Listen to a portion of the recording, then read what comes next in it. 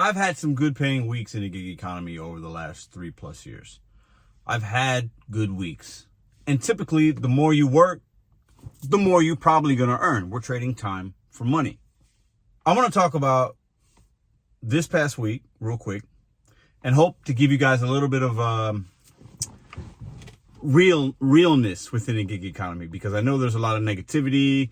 A lot of people are struggling. I mean, listen, I've been there. I've made negative videos. I've struggled personally and professionally many times.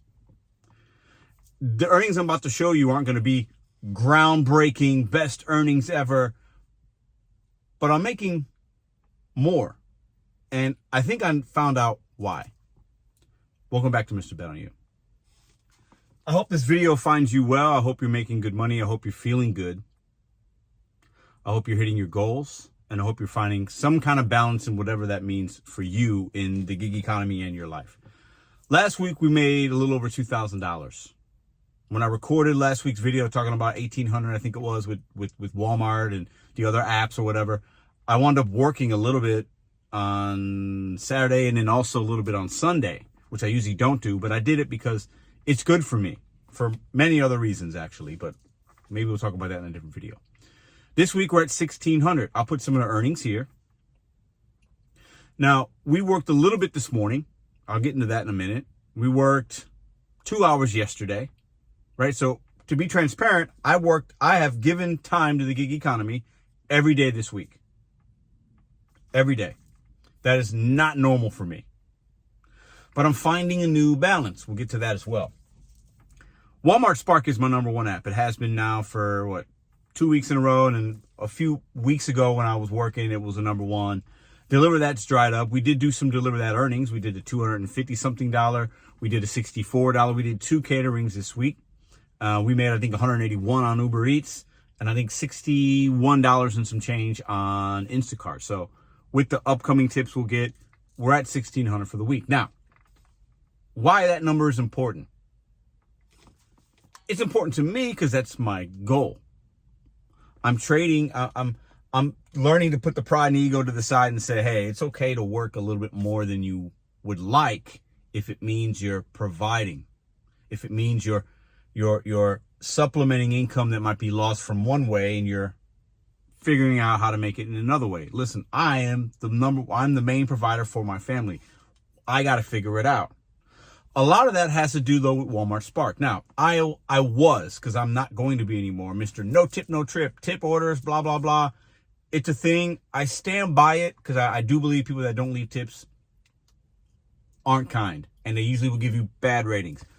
But with the Spark app, I see a lot of offers. There's no tip, and Walmart comes out of the pocket with a crazy base pay. I did one today, $35, shop and pay, no tip. I did another one today, $25, no tip. 11 items, not a big deal. I'm starting to just look at the dollar amount. How long it's going to take me. Dollar amount, how long it's going to take me. How many items, mileage. How long at the end of the day. Because mileage isn't always important either. It just isn't. I think we had this I got to have this much per mile. How long is it going to take you? Because the quicker you get it done, because highway mileage isn't going to be the same as city miles. The quicker you get it done, the quicker you're on to your next offer that you can accept on any app.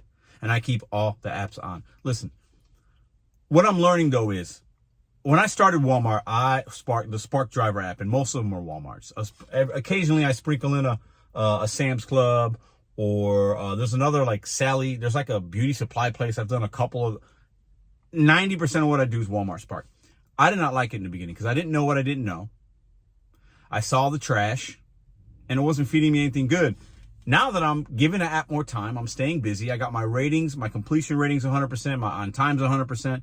The AR's gone up. I have no idea if that's even relevant or not. I'm not going to pretend to know. But I feel like the more time I'm giving the app, I'm having better results, and I'm making more money. Now, that's not groundbreaking, like I said earlier. The more you work, the more you should make. Okay? But I think we have to put away the old ideology of this app is this app is that. It's not good this week. It means it's trash. It's very fluid.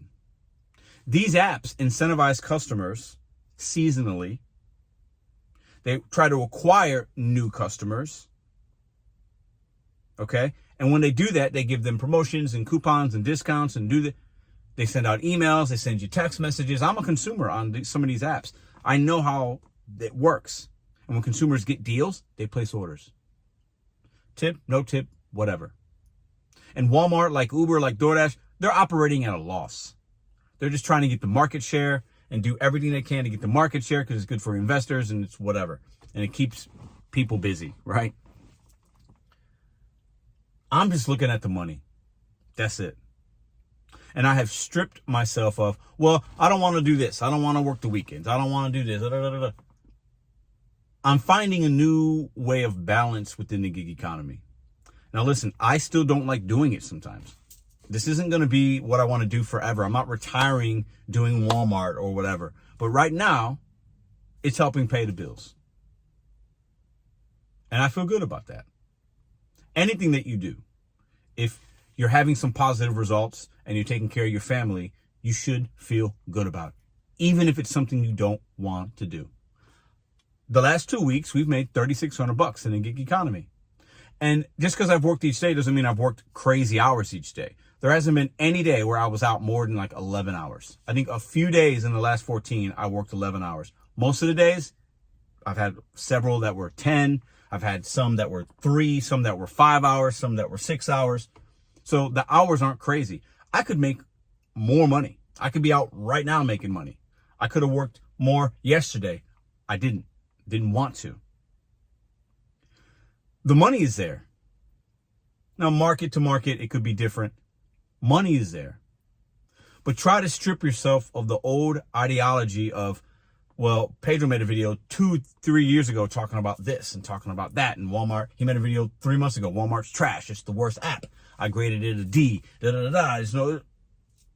Things are going to be very fluid, and it's like a roller coaster, highs and lows. Strip yourself of what you think you know and try something different. You might be surprised at the results you might get.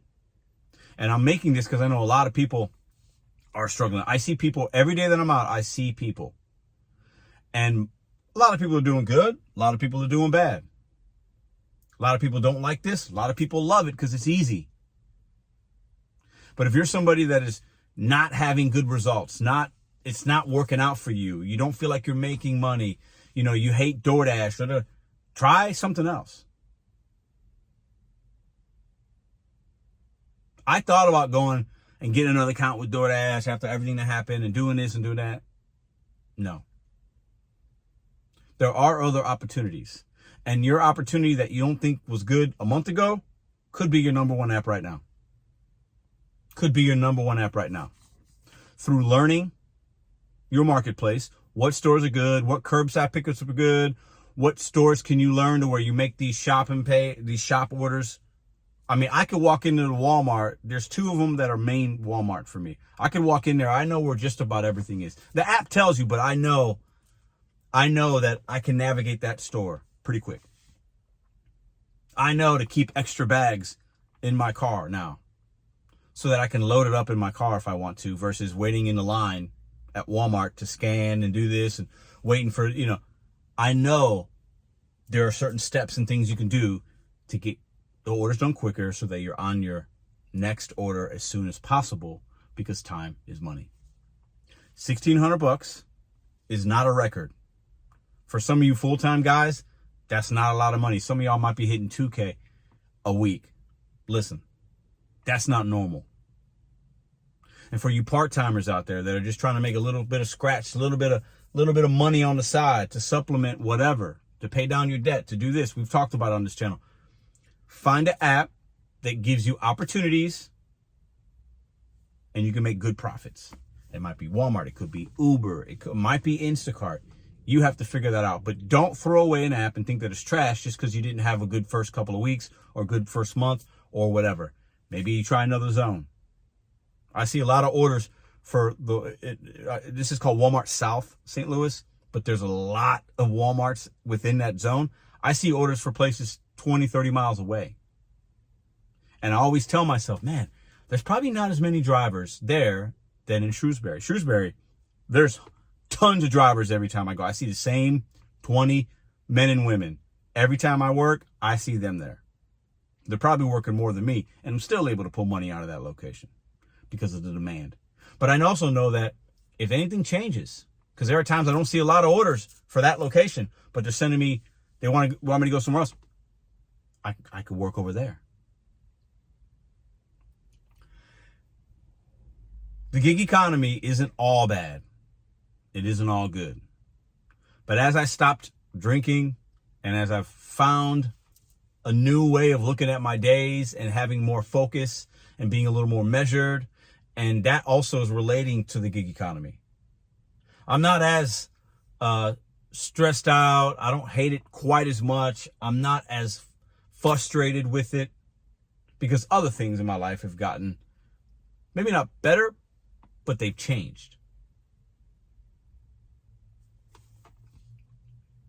We made $1,600 this week, and I was still able to do stuff with my family, do this, do that.